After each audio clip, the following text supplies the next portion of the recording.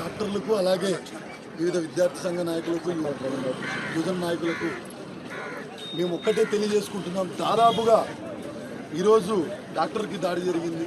నిన్నటి రోజుల్లో చూసుకుంటే చాలామంది మహిళలు ఇలా ప్రతిరోజు ఏదో ఒక న్యూస్ చూస్తూనే ఉన్నాం తప్ప ఎక్కడికి ఆగటం లేదు. దయచేసి ఆమె ఎక్కడో సార్ గారు చెప్పినట్టు ఎక్కడో అడవిలోను కానీ లేకపోతే రోడ్డు మీద పోతున్నప్పుడు కానీ ఎవరో అల్లరి యువకులు ఏదో చేయలేదండి. చాలా దారుణంగా చదువుకున్న వ్యక్తులే ఆ డాక్టర్ని చాలా తీవ్రంగా మనం ఏదైతే పోస్ట్ మార్టం రిపోర్ట్ చూసుకుంటే దాదాపుగా చాలా బోన్స్ ఇక్కడ మెడ దగ్గర కూడా బోన్ బ్రేక్ అవ్వడం చాలా దారుణం.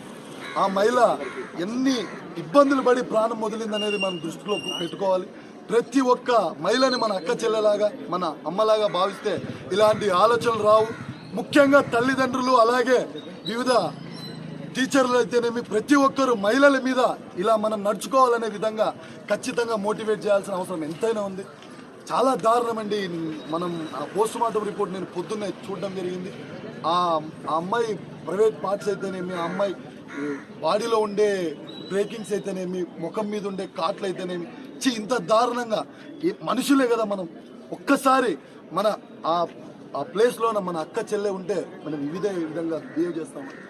దయచేసి మనం ఒక్కటే చెప్తున్నాం, ఖచ్చితంగా వాళ్ళు ఎవరైతే నిందితులు ఉన్నారో ఎలా జరిగింది ఎలా శిక్షించామనేది బహిరంగంగా వాళ్ళకి చూపిస్తేనే ఇంకొకరు ఈ విధంగా రాకుండా ఈ విధమైన ఆలోచన రాకుండా జరుగుతుంది. ప్లీజ్ దయచేసి ఏదైతే డాక్టర్స్ అసోసియేషన్ వాళ్ళు ఏ ప్రోగ్రామ్ చేసినా ఈ ప్రోగ్రామ్స్ మీద ఖచ్చితంగా బీడీఎస్ఎఫ్గా మేము ముందుండి ప్రతి ఒక్క దానికి పాల్గొని ఖచ్చితంగా మా సహాయ సహకారాలు అందిస్తున్నామని తెలియజేసుకుంటున్నాను.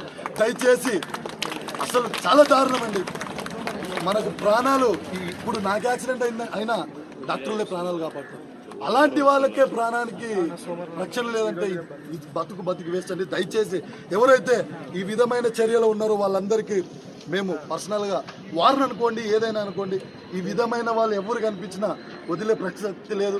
గవర్నమెంట్ వాళ్ళు ఎవరైనా కానీ గవర్నమెంట్ ఇప్పటికీ ప్రతి ఒక్కరు చెప్తున్నారు ఇది జరిగింది ప్రతి ఒక్కరు న్యూస్లో చూస్తున్నాం కానీ గవర్నమెంట్ ఏ విధమైన స్పందన లేదు.